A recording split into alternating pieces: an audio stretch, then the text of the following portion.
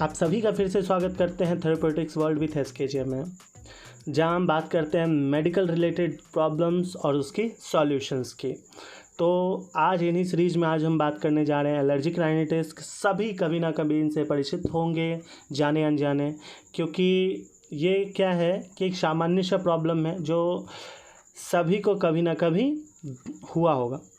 इन problem में होता क्या है? तो redness of I, sneezing, itching, runny nose, itching और नेज़ल ड्रॉप, कफ इसका मेन प्रॉब्लम है। अब देख पा रहे होंगे कि किस तरह से नॉर्मल आई और नेज़ल कंजेशंस का राइनाइटिस पार्ट है, जिसमें रेड स्पॉट्स और किस तरह से इन्फ्लेमेशन यानी सूजन देखा गया है।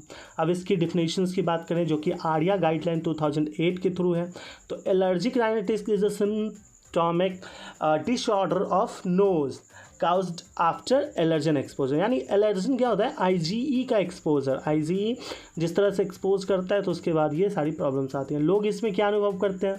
तो दर्द की जगह कान या नाक संबंधित क्या प्रॉब्लम होता है? तो गंध का ना आना, छींकना, नाक के पिछले भाग में रिसाव, गले में जाना, नाक बहना, नाक भरना, लालपन, सांस संबंधित मुंह से सांस लेना, या फिर आँख सूजन, या फिर खांसी होना, खुजली, गले में खराश, थकान जैसी प्रॉब्लम्स देखे जा सकते हैं।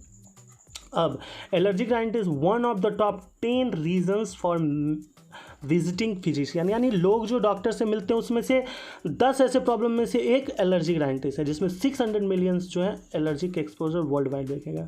अब इसके क्वालिटी ऑफ लाइफ पे किस तरह इम्पैक्ट करता है? 3.5 मिलियन जो लोग हैं वो वर्क और स्कूल डेज में लॉस्ट करते हैं। स्लीपिंग का प्रॉब्लम 57% को होता है। 2 गुना जो मेडिकल लॉसेस होता है। अब बात करते हैं इसके ट्रिगर की, यानी ये एलर्जन जगाता कैसे? ये सारे को एलर्जेंस कह सकते हैं। पोलेंस है, हाउस डस्ट है, पॉल्यूशंस है, पेंट है, कॉकरोच है, एनिमल का प्रॉब्लम है, मोल्ड है, उसके बाद आपके एयर स्प्रे हो सकता है। अब इसकी साइंस पार्ट की बात करें तो किस तरह देख पा रहे होंगे कि मास्ट सेल के ऊपर जो आईजी लेवल है वो किस तरह से एलर्जन उस पर बैठता है, और ये हिस्टामिन और लिकोट्राइन्स है जो कि अर्ली फेज और लेट फेज में है, जिसमें sneezing, itching, runny nose, nasal congestion और इन्फ्लामेशन जैसे प्रॉब्लम देख रहे हैं, जिसमें इन्फ्लामेशन मोस्ट प्रॉब्लम है। अब इसके सिम्टम्स क्या क्या हैं? तो स्नीजिंग, नेज़ल इचिंग या फिर rhinorrhoea, nasal congestions, headache, smell disturbance, और उसके बाद जैसे आई में प्रॉब्लम्स, ईयर्स में प्रॉब्लम। ट्रीटमेंट की बात करें तो इसके लिए बहुत सारे मतलब मेडिसिन्स आते हैं। एंटी साइंस पार्ट में कह सकते हैं तो एंटी हिस्टामिन्स, एंटी लिकोट्राइन्स या फिर आईएनसीएस। अब देखिए कुछ इसमें जो नेज़ल पार्ट है, कॉस्टोक्राइड्स है, वो फ्लुटकाजन फ्यूरेट है, प्रोपियोनेट है, टीसी। अब बात करें आर्या के हिसाब से इसकी क्लासिफिकेशंस की, तो इसमें क्या है? सीजनल यानी सीजन के समय में होता है, पेरेनियल है। अब है इसमें ड्यूरेशन 2 पार्ट में बांटा गया, और सिविरिटी के हिसाब से भी इसको माइल्ड और मॉडरेट में बांटा गया है। अब अगर इसकी डायग्नोसिस की बात करें तो माइल्ड के अंदर क्या होता है? ये एक जनरल पार्ट है माइल्ड, जो कि सामान्य रूप से पाया जाता है। मॉडरेट और सीवियर में डिफरेंट इसके होता है, लेकिन इंट्रानेज़ल कॉस्टोक्राइड्स इसका मेन सॉल्यूशन बताया गया है, जो कि मॉडरेट टू सीवियर में।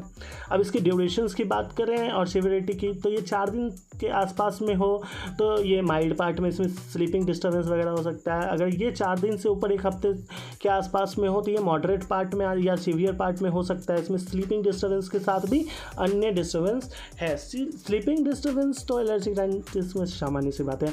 अब किस तरह से टेक होम मैसेजेस हैं तो ये देखें, तो ये एक सामान्य प्रॉब्लम है जो कि हमारे जीवन पे असर करता है। इसमें जो नेज़ल कॉस्टोक्राइड्स है ये मुख्य रूप से गोल्डन पार्ट साबित होता है, और इसी तरह करके इन्फ्लामेशंस को रोकना सबसे इम्पॉर्टेंट होता है। उसके बाद फ्लुटकाजन फ्यूरेट है, मॉन्टेरेलसी वगैरह है जो कि इसके दवा में गिनती। आपके प्रॉब्लम्स का यूं ही हम सोल्यूशन लाते रहें। इसके लिए लाइक, सब्सक्राइब एंड फॉलो करें, शेयर करें हमारे चैनल्स को। Thank you so much. Have a great day.